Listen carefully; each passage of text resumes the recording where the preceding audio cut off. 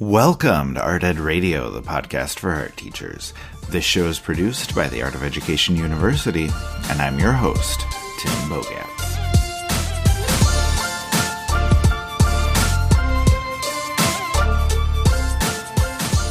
We are going to be discussing art teacher hacks today. You know, all of those simple tips and tricks that make your life a lot easier. We're also going to dive into Art Ed Now because the conference is happening this week on Saturday. We are just a few days away. You can still sign up through Friday, by the way. And Rachel Albert is going to be my guest. We have a lot to talk about with hacks and with the conference because Rachel is an amazing presenter. She attends every conference. She's presented at like the last 6, I believe. And she is always one of the most popular presenters that we have. And this time around, for the winter conference here, she is going to be presenting all about art teacher hacks. You know, just simple ideas, but things that are really worthwhile, things that are going to make your life a lot easier. And I think it's going to be pretty enjoyable. She usually puts a fun spin on her presentation. And like I said, people absolutely love her. So that is definitely something to look forward to on Saturday. And I know she has a lot to share, but obviously we're not going to give it away here on the podcast. Not all of it, anyway. We'll talk about an idea or two, and I want to ask her also about some advice for attending the conference. Before we get there, however, in the spirit of sharing our favorite hacks, I have a couple that, I want to give to you. Okay. Ones that I think we've probably discussed before on the podcast, just because, these are some of my favorite tips and favorite tricks. First one is using discarded books or old magazines as your paint palette. Discarded books have so many uses in the art room for sculptures, for backgrounds, for paintings, for drawing surfaces, but I love using them for paint palettes as well, because every day you can just take a page out of the book. I usually have kids tear the front cover off. But then the top page, you set your paint out for the day, you paint when you're done rather than bothering to wash a palette or try and save that last little bit of paint. Okay. Just tear the whole page off, throw it away, and you're good to go. It saves so much time, makes things so much easier. And I actually like magazines even better for that because the pages are not absorbent. And then you're not wasting quite as much paint. It just sits on top of there. It doesn't soak into the paper. So it's a little bit easier to use up all the paint that you have. So just using that as a paint palette can really save a lot of time and a lot of energy when it's time to clean up. And then second is an organization hack that I really like. It took me forever to realize this. I was probably a decade into teaching before I realized that the best way to sort colored pencils is just into warm and cool colors, because I would always have them set out with a separate box for each separate color, and kids take forever to put them back if they bother to put them back at all. And then you have this huge line forming while people are just waiting to stand at colored pencils and put them all back, and it takes forever. And so even if there's a handful of kids, it takes forever. And so just sorting them into warm and cool is all you need to do. I generally have 2 separate boxes, warm colors for one, and I usually toss brown in there because it feels a little warmer as one of the neutrals. And then I'll toss gray in with the cool colors because, it feels a little cooler as one of the neutrals. And then I have a separate container for black and for white that are sometimes out and sometimes not, depending on what we're doing with them, what kids want to do with them. Okay, but just separating into warm and cool makes things so much easier. But anyway, I hope those 2 ideas work for you. They're simple to implement. They're simple to keep going throughout the year. But I've been talking for way too long now. It is time to bring on our guest and get talking about even more art hacks that you can use to simplify your life.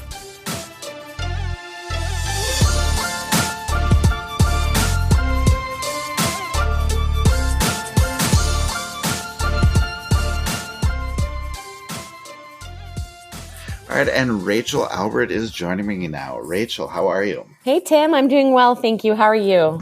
I am doing great. Let me ask, how has the month of January been going for you? How's teaching after the holidays? Ooh, it's been a little cuckoo.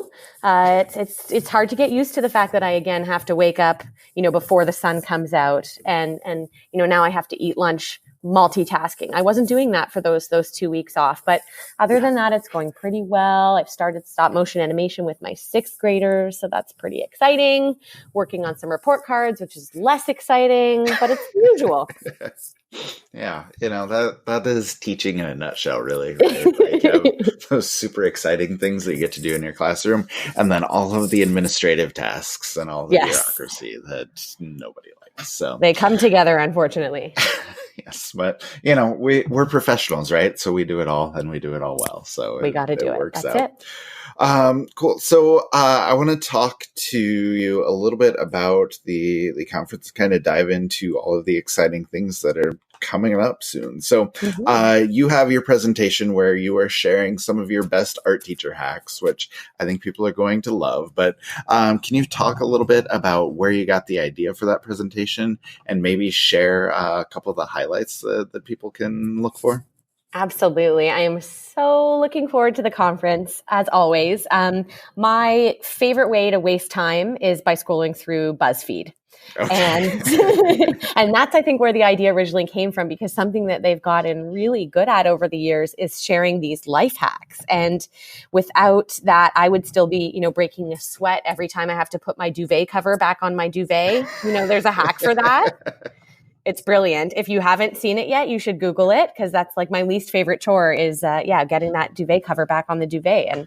And there's a genius hack. Nice. But I am a real firm believer in sharing is caring. And if you've got something that works for you, then spread the wealth. I think something that can sometimes make teaching art a little difficult is that we often operate in a silo. There's less of us specialty teachers, and so less opportunity to pick people's brains or pick up on strategies that are working for people who, get it. So we have to look elsewhere. And, of course, we are so lucky to have our own resource for ridiculously relevant strategies and concepts and ideas shared by AOEU in the conferences and in the courses and in the magazines. But we also have social media. And although social media can be intimidating and definitely has the tendency to make people feel inadequate or less than, but it really does also give us the power to very easily share what works for us. And it also kind of just seems like hacks are in the air right now. I know you guys have just released a pro pack by Sarah Krajewski, the Art Room Glitter Fairy. Yes. With some elementary hacks. And so I'd encourage people to check that out too. But I think hacks are just really beneficial for everybody. And like, if you've got it, you might as well share it for people who might benefit from it too. And for a little sneak peek or a highlight, I would say I shared a hack that actually was also shared by Sarah in the pro pack. And so if we both swear by it, then it has to be good. Exactly. And this is, and it's a hack that when someone shared it, it was like, one of those light bulb moments where I was like, why did I not think of this sooner?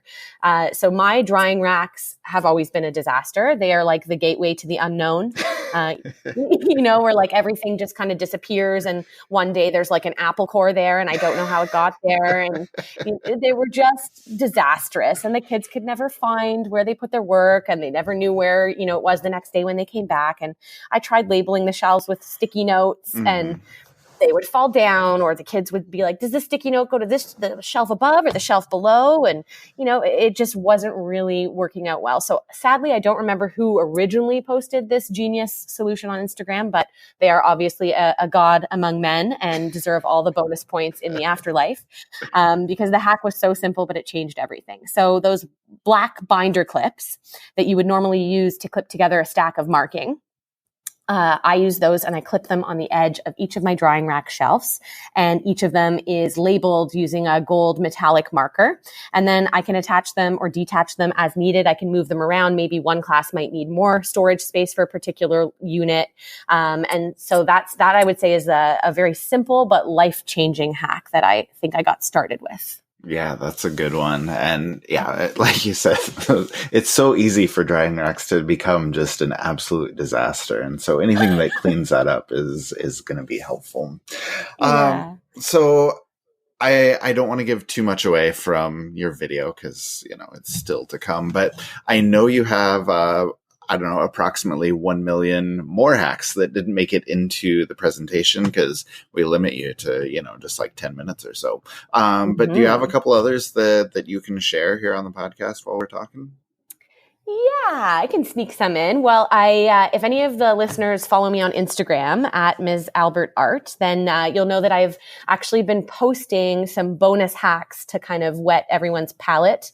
No pun intended, or maybe pun intended. And so I would definitely suggest checking those out in my stories. But for now, I'll do one simple one. And then if we have time, I'll share another one at the end of the podcast. Okay. So one thing that I have found works so beautifully is I use hot glue to add texture to the bottom of whatever receptacle I'm using for water pots for my students with their painting classes. So the little glue ridges on the bottom of the pot make brush washing much quicker and much more effective for the kids because it gives them those ridges to kind of rub the paint off. And I find that was like a really quick hack that I was able to do in just a couple of minutes. Now, at the end of a unit, usually the hot glue has kind of like come off, peeled off from the bottom, and the kids have, started playing with it. But I'll just toss it out, and then I usually just apply it again. And it just takes a few minutes, but it really saves a lot of time. And then my students don't have to keep getting up to go and wash their brushes. So I found that one really successful. Yeah, that's a really good one because I just saw that on, I think AOE maybe redid your story, like posted it. Yes. And I watched that and I was like, this is brilliant. Like, I love that idea. And so, and then like you start getting things like, why have I never thought of this? Like, why is this just like now I feel coming so into my stupid. life? Yes. But that's okay because like you said, we're all in this together and we're all about sharing ideas and just kind of getting those ideas out there so more people can use them and make everybody's life a little bit easier. That's the goal. So let's talk a little more conference stuff too. I know you also recorded an AfterPass presentation last year on how to make the most of your conference experience. And I really like that because I know it comes from a place of experience. Like you have presented so many times now. You're always so popular at the conference. So let me ask your advice for people. Like, what do you think are the important things to be paying attention to if you're attending ArtEd now? And, how can people make the most of the conference when they're there? Absolutely. So I've attended every single conference with the exception of the very first one ever, and I still mourn the loss of that conference.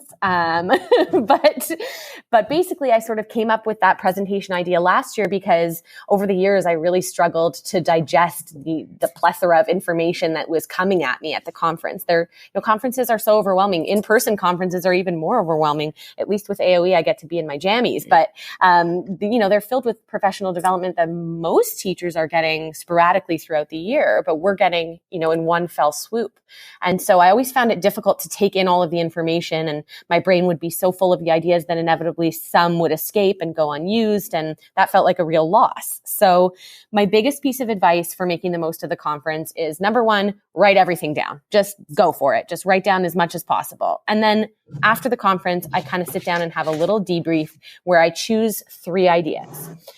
I choose a try tomorrow, a try this year, and a keep in mind. So a try tomorrow is one idea that I'm going to be able to try tomorrow. It's something that I can act upon right away. It could be something very, very simple, a little strategy that I can implement right away. And then a try this year is usually a project idea or an instructional strategy or an organizational idea that I'm committing myself to actually implementing at some point this year. May not be now, may not be this month, may not be next month, but at some point before the end of this year. And then a keep in mind is something that maybe is a little grander, but it's maybe just something that I want to remember for my future practice. And I find that when I narrow it down to these 3 ideas, I find it much more manageable to actually implement some of what I've learned. And of course, we have the magic of the AfterPass. You can always go back in and watch the videos again later, come up with perhaps maybe you've done one of your try tomorrows and you're ready for another one. But I find it much more manageable to do it that way rather than just kind of saying, okay, how am I going to take one thing from each of these presentations? It can become overwhelming because there's so many amazing ideas. So I think that's my best advice for making the most out of a conference. Yeah, I think that's good, because I think the biggest thing I would encourage everybody to do is just kind of change their mindset. Like, you don't have to digest everything at the conference in those 5 hours that it's taking place. Like you said, the AfterPass is there. There are handouts with every single presentation. And so, yeah, you can spread your learning out throughout the year. And I think that's a perfect approach. Like, take the best idea or the easiest idea to implement and get that going immediately. But then think about, what can I do before the end of the year? What can I do long term?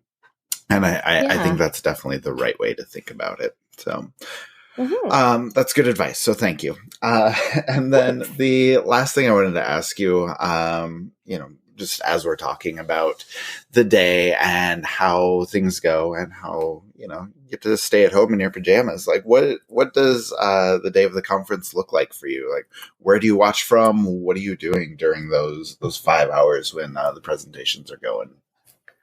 Great question. Well, I wake up with sunshine and unicorns because I'm so excited for the best day of the year.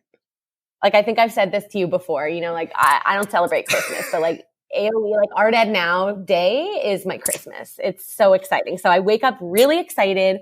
I'm revving up. I'm like ready to learn. I'm ready to soak up as many things as possible.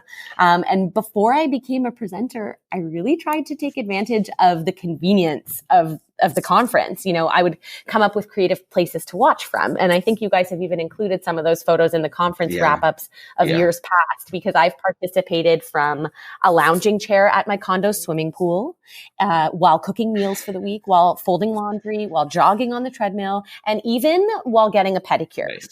And no joke, my pedicurist was like, what, like, can I learn too?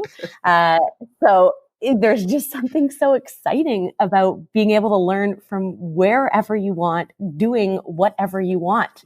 And, the rest of my staff at the school are all, they do their professional development in a very formal way. We're sitting in a room and we're listening to someone talk at us.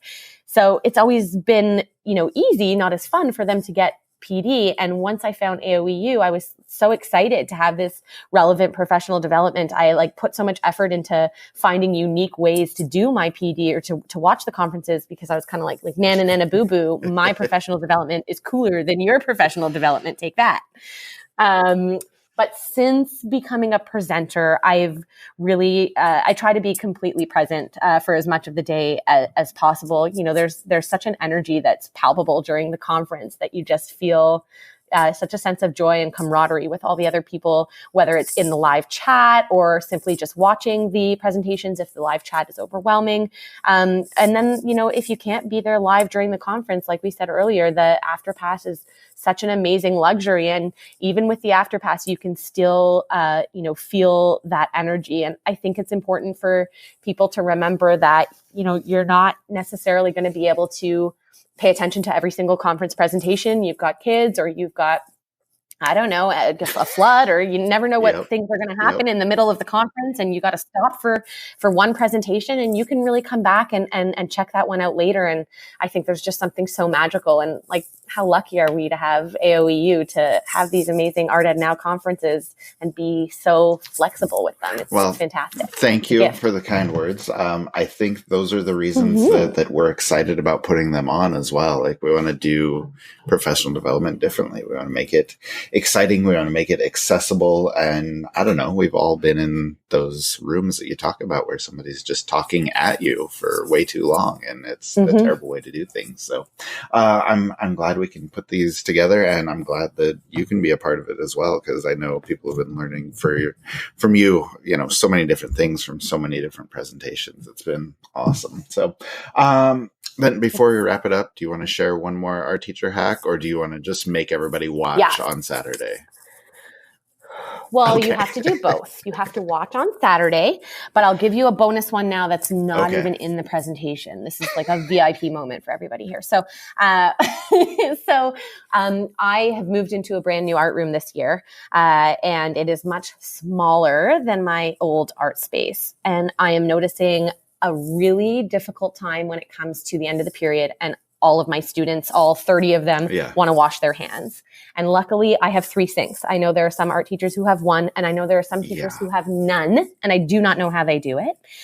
But I have, this lineup of these gigantic middle schoolers waiting to wash hands. And then, of course, they, one of them will start flicking the water at somebody else, and somebody thinks it's a good time to have a bath in the sink. And it just becomes disastrous. There's water all over the floor, and I can't stand it. And so I decided to sort of bite the bullet this year. I went to Costco and I bought a giant box of baby wipes. And my students know that there is not one person who's allowed to go near the sink unless they are one of my brush washers. Otherwise, they have to do whatever their cleanup job is. They have to then sit down. And once their entire table, every single student at their table is sitting down and has done their cleanup job, I then walk around and I give each student a baby wipe. And they beg for them. They actually like them better than using the sink now. They smell so good and they're so soft and whatever. So I know it's a little bit expensive, but it saves me so much just, pulling my hair out with dealing with all these kids attacking each other over at the sink. And so, I found that baby wipes have been a super helpful little mini hack that you might want to try. Oh, that's a good one. So that'll be a good place for everybody to leave it, and they can just have visions of middle schoolers with fresh smelling hands. Yeah. I don't know, middle schoolers get excited about the weirdest stuff. They sure do. That definitely fits in that category. So yeah. Cool. All right. Well, Rachel, thank you so much. It's great talking to you as always, and we will see you on Saturday for the conference. So looking forward to it, Tim. Now, before we close up, I do need to talk to you about one of the incredible companies that makes Art Ed Now possible. It's Art to Remember, and they are our platinum sponsor for the conference. Now, as you know, as I mentioned in the beginning, and as Rachel and I talked about, we are less than a week away from Art Ed Now. It is a full day of amazing PD, so much to learn, so much to do. And one of the presentations that allows you to both create and learn how to do work with Art to Remember to raise money for your school is from Nick Hahn.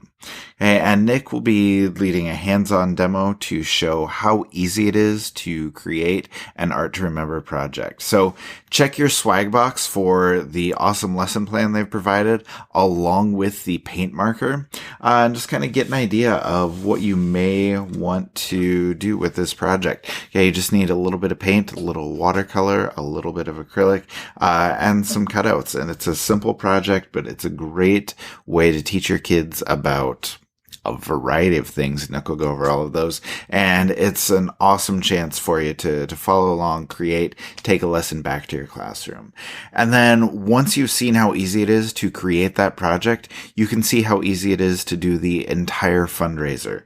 Okay, Art to Remember will provide you with everything you need to run a great fundraiser. So think about what you might need for your classroom, or maybe just what you might want for your classroom. Okay, and make sure you sign up for Art Ed Now to get that in, just the right instruction, just the right inspiration to run that fundraiser and get what you want or what you need for your classroom. So we hope to see you there. Now, last thoughts. Rachel had some great advice about thinking both short-term and long-term. Short-term about the ideas from the conference that you can implement right away. Art teacher hacks, for example, and more about long-term thinking. Maybe that's advocacy strategies or summer camps or murals that you may be teaching in the future. It is all there for you on Saturday, so I hope you can join us for the conference, and I hope you can make the most out of everything that these amazing presenters are willing to share.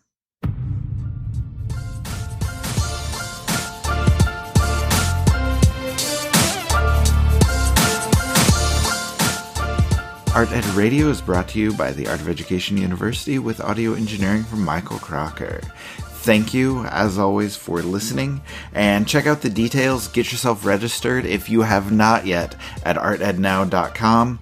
There is a code for you to use to get $20 off the price of the conference. Use the code AEN20 2020. That's AEN2020 at checkout to get $20 off the price of the conference. Remember to sign up by Friday. That's 3 days away, and I will see you there on Saturday.